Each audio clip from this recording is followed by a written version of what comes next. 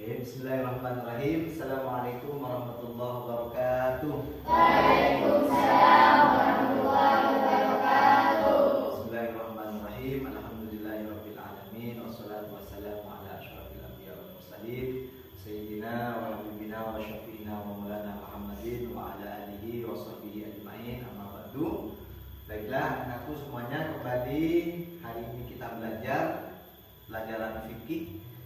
Sebelum kita mulai pelajaran, alangkah baiknya kita memulai dengan doa, dengan tujuan semoga apa yang akan kita pelajari ke depan menjadi ilmu yang manfaat dan barokah. Berdoa dimulai.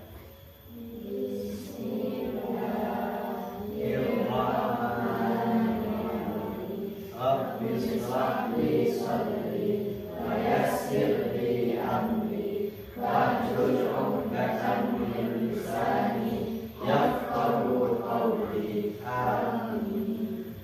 Baiklah, langsung saja kita pelajaran kali ini bab fikih bab salat, yang mana poin yang akan Ustaz sampaikan pertama mengenai definisi pengertian salat, yang kedua syarat wajib salat, yang ketiga syarat sah salat, dan yang keempat rukun salat. Pertama, definisi atau pengertian sholat itu apa? Sholat itu adalah secara bahasa punya arti doa.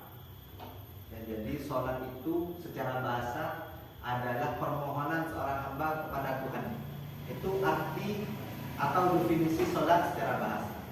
Secara terminologi, secara istilah, sholat itu mempunyai arti sesuatu perbuatan yang diawali dengan takbiratul ihram dan diakhiri dengan salam. Paham ya? Kalau salat secara bahasa berarti doa. Secara istilah mempunyai arti sesuatu perbuatan yang diawali dengan takbiratul ihram dan diakhiri dengan salam. Paham definisi pengertian salat? Nah, yang kedua ada syarat wajib salat. Seseorang itu tidak sembarangan harus salat. Ada beberapa orang yang tidak wajib untuk sholat. Pertama, yaitu adalah Islam. Orang Islam itu wajib sholat. Boleh seseorang itu tidak sholat ketika dia tidak Islam. Jadi yang pertama syarat wajib sholat adalah Islam. Yang kedua ada baligh, sudah cukup umur. Baligh itu ada 3. Ya, ciri-ciri orang baligh itu ada 3. Yang pertama, apabila laki-laki sudah mimpi basah. Yang kedua, apabila perempuan itu sudah haid. Atau apabila laki-laki dan perempuan itu masih belum mimpi basah atau haid, tetapi kalau sudah umur 15 tahun ke atas itu sudah dikatakan baligh. Maka wajib bagi ciri-ciri 3 orang ini untuk mengerjakan sholat. Yang nomor 3, berakal. Boleh orang itu tidak sholat apabila sudah tidak punya akal. Jadi pilihannya kalian kalau tidak mau sholat, tidak apa-apa, tinggal pilih 3 ini. Apa kalian mau pilih tidak Islam, apa kalian mau pilih tidak baligh, atau kalian mau pilih gila. Boleh sudah tidak melaksanakan sholat, asal kalian masuk ke lainnya yang 3 ini. Paham ya? Syarat wajib sholat ada 3. Apa saja? Yang pertama Islam, nomor 2 baligh, nomor 3 berakal. Nah, oke, untuk selanjutnya adalah syarat sah sholat. Seseorang yang sudah sholat itu masih harus mempertimbangkan atau ada yang harus dilakukan sebelum melaksanakan sholat, yang disebut dengan syarat sah sholat. Sholat itu nanti akan sah apabila 1, suci dari hadas dan najis. Jadi ada hadas, ada najis. Seseorang yang akan melaksanakan sholat harus suci dari 2 itu. Pertama hadas. Hadas itu dibagi menjadi berapa? Kemarin kita sudah belajar. Dibagi menjadi 2. Ada hadas besar sama hadas kecil. Hadas besar ini contohnya seperti apa? Hadas besar contohnya seperti haid, nifas, mimpi basah. Ya, jima hubungan suami istri itu menyebabkan yang namanya hadas besar. Bagaimana cara menghilangkan hadas besar? Harus mandi besar. Niatnya nawaitu ghusla irafin hadasin akbari fardal. Nah, terus selanjutnya ada yang namanya hadas kecil. Hadas kecil. Seperti apa contohnya? Kencing. Apalagi? Kentut. Ya, itu hadas kecil. Bersentuhan kulit laki-laki dan perempuan yang bukan mahram sudah beliau. Itu menyebabkan hadas kecil. Bagaimana cara menghilangkan hadas kecil? Ngambil wudu. Bagaimana niatnya? Nawaitul wudu'an raf'i hadasin asghari. Nah, syarat sah sholat yang pertama suci dari hadas sudah. Ya, jadi seandainya hadas besar harus mandi, kalau hadas kecil harus ambil wudu. Harus suci. Karena kita mau menghadap sang Khalik. Terus yang kedua harus suci dari najis. Baik itu pakaian, baik itu tempat, baik itu badan, harus suci. Jadi tidak sah sholat seseorang apabila sedang berhadas atau masih ada najis. Nah Ustaz, bagaimana seandainya seperti di pakai karpet Ustaz? Pakai karpet yang di pojok sana najis Ustaz. Tidak apa-apa. Yang penting di tempat kita mau sholat itu yang harus suci. Seandainya kalian sholat di rumah, di lantai, tempat sholat kalian itu suci, pas di pojok-pojoknya itu najis tidak apa-apa. Yang penting di tempat kalian itu suci. Paham? Wis, yang kedua adalah menutup aurat. Ya, seseorang itu sah sholatnya apabila menutup auratnya. Nah, auratnya perempuan itu ketika sholat adalah seluruh tubuh kecuali muka dan telapak tangan. Artinya memakai bukan. Kalau seandainya ada di antara kita sudah suci dari hadas dan najis, tetapi auratnya masih terbuka ketika sholat, tidak sah sholatnya. Ya. Kalau laki-laki auratnya dari mana? Kalau sholat ada yang harus ditutupi dari pusar dan lutut, baina surrah wal rukbah, dari lutut sampai pusar. Ya, dari lutut sampai pusar, bukan dari pusar ke atas, lutut ke bawah. Ya, di tengah belum. Ya. Jadi itu aurat laki-laki dan perempuan yang harus ditutupi. Yang selanjutnya harus mustaqbilal kiblati. Syarat sah sholat harus menghadap kiblat. Mana arah kiblat kalau di Indonesia? Barat. Ya. Jadi walaupun kita sudah suci dari hadas dan najis, habis itu kita sudah tutup aurat, tapi sholat kita ngadap ke timur, ya tidak sah juga. Dan jadi harus menghadap ke kiblat. Yang selanjutnya apa? Masuk waktu sholat. Ya, masuk waktu sholat. Jadi walaupun orang itu ahli sholat, tetapi masih belum waktunya, jam 9 pagi sudah sholat zuhur, ya tetap tidak sah sholatnya. Maka syarat sah sholat itu yang pertama suci dari hadas dan najis. Setelah itu menutup aurat. Setelah itu menghadap kiblat. Setelah itu masuk waktu sholat. Wih, selanjutnya tentang rukun sholat yang harus ada ketika seseorang itu sholat di dalam sholat itu sendiri. Ada berapa? 17. Oke, kemarin kita sudah belajar tentang rukun sholat. Bisa dibacakan bersama-sama Syakir dari 17 rukun sholat. Yuk, Bismillahirrahmanirrahim. Rukun sholat 17 semuanya.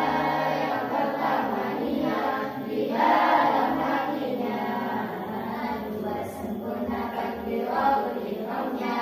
Tiga berdiri pada sholat fardunya. Keempat harus membaca Fatihahnya dengan tertil sesuai hukum tertibnya 5 ruku dengan ruku yang sempurna 6 tumanina di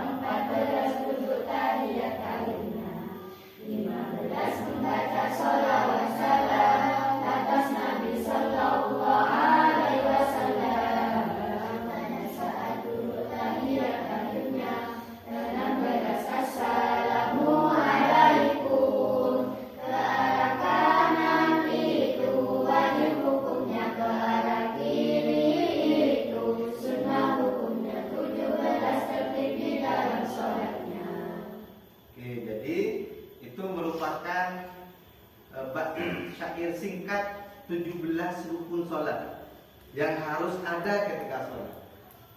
Apabila dari 17 itu kurang atau tidak dilakukan, maka tidak sah juga sholat. Yang pertama ada takbiratul ihram, Allahu Akbar bersama dengan niat, itu wajib hukumnya. Yang kedua apa?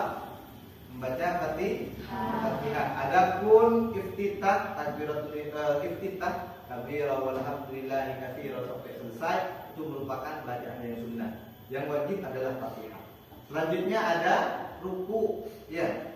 Ada i'tidal. Habis itu ada sujud, ada duduk iftirash dan lain sebagainya. Terakhir ada tertib. Tertib itu mempunyai arti mualah, yaitu secara berurutan. Tidak boleh kita mengacak. Saat saya mau sholat, mau sujud dulu, habis itu pas saya mau ruku, tidak bisa. Harus tertib mualah dari rukun 17 itu. Nah sekarang kita memberikan tugas kepada kalian untuk berdiskusi tentang rukun sholat itu dan tata cara pelaksanaannya, sekaligus nanti kita adakan praktek. Siap? Nah kalian diskusikan, yang santri putra ini diskusikan, santri putra, yang putri juga putri, diskusikan terkait rukun sholat 17 itu dan pelaksanaannya, sekaligus kesiapan masing-masing kalian untuk praktek sebentar lagi. Silakan ditata. Yang santri putra di sini, yang kamu di sini, kamu di sini. Nah, ngadep-ngadep gini. Yang cewek di sini, nak. Sini sampai Maria di sini. Nah, diskusikan tentang rukun sholat. Jadi, habisnya ini apa, habisnya ini apa, itu. Dan yang wajib mana, ini sunnah apa enggak, baca doa i'tidal itu wajib anda, itu mohon didiskusikan, nanti kita praktekkan bersama. Saya kasih waktu 3 menit untuk berdiskusi. Silakan. Diskusikan terkait bacaan-bacaan yang ada dalam sholat itu, karena ada bacaan yang wajib dan ada bacaan yang sunnah. Nah, jadi kalian diskusikan mana bacaan-bacaan yang sunnah dan mana bacaan-bacaan yang wajib. Contoh seperti yang tadi disampaikan, yang wajib itu adalah yang rukun, kan? Rukun itu adalah hal yang wajib, kan? Rukun sholat itu yang wajib ada di dalam sholat. Nah, tadi tidak disebutkan doa i'tidal. Nah, itu diskusikan wajib apa enggak bersama teman-temannya. Terus subhan rabbil azim wa bihamdihi, doa ketika ruku, subhan rabbil a'la, doa ketika sujud, itu wajib apa enggak? Nah, itu didiskusikan dan mana yang wajib, ya. Coba diskusikan segera. Nah, diskusikan terkait langsung, nanti kita praktek apa yang sudah saya sampaikan tadi. Yang dikatakan, yang dimaksud dengan gerakan ruku seperti apa didiskusikan, sujud seperti apa yang benar, termasuk duduk iftirash, tahiyat awal, tahiyat akhir, didiskusikan. Setelah itu kalian praktek. Silakan didiskusikan. Nah, berikut kita bisa lihat sendiri pada layar proyektor. Ustaz ada cuplikan video tentang praktek sholat. Kalian simak bersama-sama. Tapi setelah ini kalian sudah berdiskusi, sudah melihat di media ini, nanti saya minta satu perwakilan di antara kalian praktek sholat di depan. Ya, silakan simak video dengan baik. Dianjurkan untuk memperlama berdiri yang tidak dan bersikap tenang. Jadi harus ada tumakninah Sambil bertakbir, Allahu Akbar. sudah gerakan. Ini posisi sujud yang benar. Sujud dengan bertumpu pada Bertumpu. tubuh anggota badan, wajah, kening dan hidung, 2 telapak tangan, 2 lutut, dan 2 ujung kaki. Posisi jari tangan dirapatkan. Ya, posisi tangan tidak boleh begini, ya, tidak boleh gini. Jadi harus seperti biasa. Tangan tenang dan bacalah doa sujud. Subhana rabbiyal Allahu Akbar. Ini duduk iftirash. Duduk iftirash. Ya, duduk iftirash.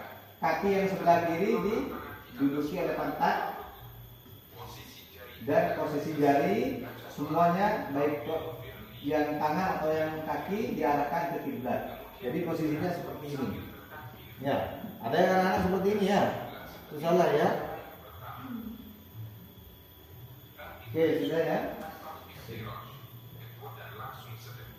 Sudah ya, selesai ya. Langsung saya minta Mas Yoga untuk praktek di depan, praktek sholat. Jadi apa? Lagi Di sini coba. Setelah praktek nanti setelah praktek ada pertanyaan, harus ada pertanyaan dari kelompok putri dan putra. Ya, silakan Mas Yoga praktek sholat niat subuh, niat sholat subuh.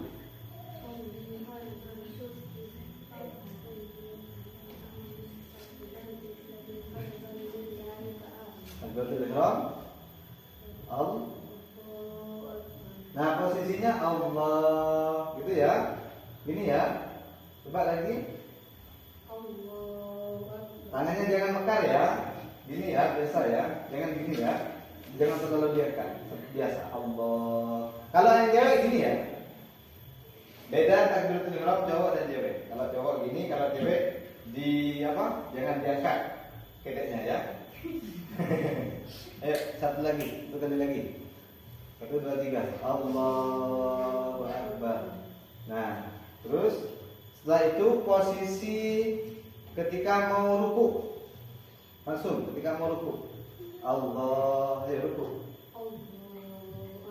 Nah, posisi sholat dari awal sampai akhir melihat tempat sujud. Posisi kening nanti mau disujudkan kemana itu nanti kita lihat dari awal sampai akhir. Terus i'tidal, sami Allah liman hamidah. Habis itu sujud. Nah, sujud. Nah, ini tangannya dirapatkan tapi jangan terlalu rapat, kakinya kurang dekat. Nah, oke, duduk istiros. Allahu Akbar. Seperti itu ya, posisi duduk ya. Setelah itu sujud lagi. Allahu Akbar. Kita persingkat langsung ke duduk tahiyat akhir. Allahu Akbar. Nah, seperti itu duduk tahiyat akhir. Bisa ya? Setelah itu kita salam. Salam yang wajib yang mana? Yang kanan. Kalau yang kiri sudah sunnah. Assalamualaikum warahmatullahi. As'alukal fawza bil jannah. Assalamualaikum warahmatullahi. As'alukal hajat amanah wal afwa. Oke, sudah. Tepuk tangan teman-teman. Nah, setelah itu pertanyaan silakan dari kelompok putri untuk ada satu pertanyaan dan kelompok putra satu pertanyaan. Silakan dimulai dari kelompok putri. Ustaz, saya ingin mau bertanya. Ya, Pak. Bagaimana niat mengqadha salat? Nah, pertanyaan bagus ya. Bagaimana niat mengqadha salat? Jadi salat itu dibagi menjadi dua. Ada salat qadhaan, ada salat adaan. Nah, salat adaan itu adalah salat yang waktunya bersamaan dengan salat itu sendiri. Artinya salatnya masih di dalam rangkaian waktu itu. Waktu salat zuhur ya kita salat zuhur di waktu salat zuhur. Itu namanya salat adaan. Makanya di dalam niat sholli fardhu zuhri arba'a raka'atin adaan mustaqbilan qiblat. Nah, seandainya ada seseorang itu misal tidur subuh, tidak bangun waktu sholat subuh, pas bangunnya jam 7, kita tidak mendengarkan azan dan lain sebagainya, kita latihan mati waktu itu. Pas mau sholat, artinya kita kan harus mengqadha. Bagaimana niatnya? Tinggal mengganti adaan menjadi qadhaan. Sholli fardhu subhi raka'ataini qadhaan lillahi ta'ala. Yang adaan diganti qadha. Paham? Oke, itu yang putra, silakan bertanya. Ya, Pak. Izin bertanya, boleh tidak sholat tanpa mengenakan kopiah? Nah, pertanyaan bagus juga. Bagaimana hukumnya sholat tidak menggunakan kopiah? Ya, kalau menggunakan kopi tidak boleh. Ya, kalau tidak menggunakan kopiah itu masih boleh. Dengan satu syarat, rambut kita pendek, artinya rambut kita tidak menghalangi anggota sujud. Anggota sujud kan 1, 2 telapak tangan, ya, terus itu lutut, kaki, ya, habisnya itu apa? Kening. Ya, 1, 2, 3, 4, 5, 6, 7. Nah, maka pada 7 anggota sujud ini tidak boleh ada penghalang. Seandainya ada penghalang, maka sholat kita tidak sah. Ya, Oke, baiklah. Mungkin Ustaz akhir dulu materi kali ini bab sholat. Kita lanjut di pertemuan yang akan datang. Semoga menjadi ilmu yang manfaat dan barokah. Kemudian semoga diberikan kesuksesan oleh Allah, ilmunya diberikan kemampuan oleh Allah untuk bisa menjalankannya. Dan hari ini ya, ala kulli niyatin shalihah. Al-Fatihah. Bismillahirrahmanirrahim. Alhamdulillahirrahmanirrahim.